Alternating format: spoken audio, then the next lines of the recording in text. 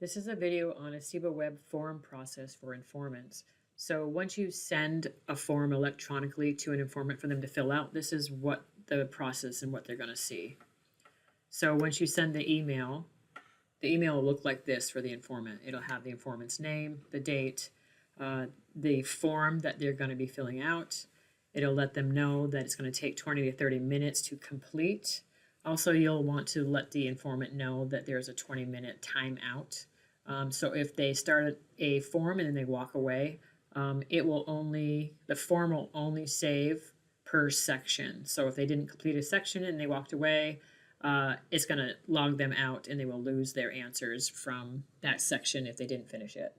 So here it says that there are two ways to access this form. One is clicking on this link that has a auto-generated username and password, or they can alternatively click on this link, which will bring them straight to the form. So for this demonstration, I'm going to click on the link to bring me straight to the form.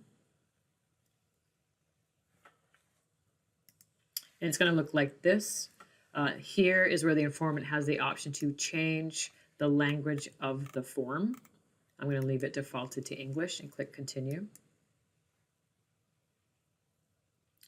Okay, here they'll see that they have a CBCL about Tina that they need to fill out. This is going to be a form that Tina's mother, Tessa, will be filling out. The informant will click on the icon of a pencil and they'll start the process. They'll have to agree to the collection and process and store data. So they'll click yes, I agree. This will fill them in about all the information about the form that they're going to be filling out. How they'll be able to use this form is they need to go one question by one question.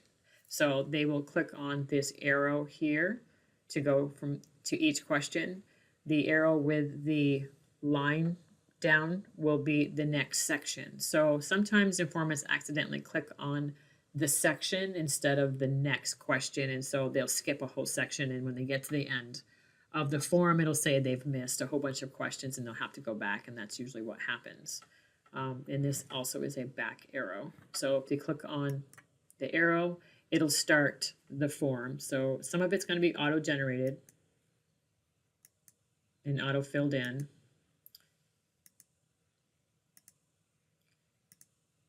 And then here's the ethnic group is where the informant will start filling out. So it'll be let's say mixed, click next. The date today, the child's date of birth, and then they'll start filling in like the child's grade in school. This child is 10, so it'll be grade 5. Then they'll type in the parent's usual type of work, and they'll just continue on. As I click through these, it'll be filled out by the informant. This at the bottom here, you'll see what says 18 out of 209. This will show the progress for the informant, so they'll know when you're getting close to the end of the form to fill out. And just to show you what the end of the section looks like, if you continue through the questions, it's going to look like this. They say this is the end of this section. They'll click on this button right here, and they'll start the new section.